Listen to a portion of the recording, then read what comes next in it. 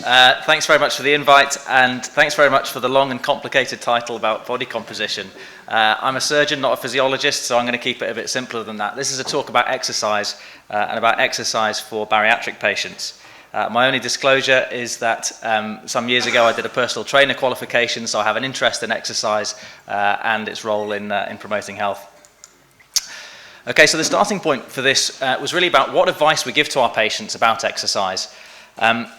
We've just been hearing about Michelle and the fantastic strength training advice that patients get at Bart's.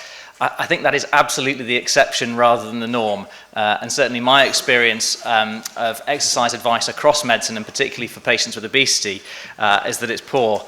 Examples of statements like this, I don't know if any of this sounds familiar, but statements to patients like, exercise will help you lose weight. It's totally non-specific, it's probably not even true. Or statements to a patient possibly waiting for bilateral hip and knee replacements, like, could you increase your step count? It's just not going to happen. Or comments to maybe a young woman with anxiety and agoraphobia. Maybe you should try swimming. On what planet is that going to happen? So the starting point for this was really just, can we do better? So the things that we're going to look at, firstly, what are we trying to achieve with exercise?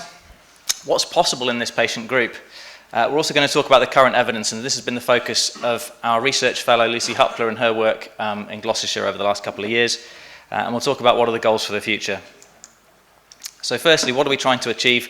I just draw the distinction here between physical activity, so that's activity undertaken as part of anyone's daily routine, so it could be steps that somebody takes, climbing flights of stairs, the tasks that they do as part of work or household chores, and exercise, which is intentional planned activity to improve physical fitness. Is it all about weight loss?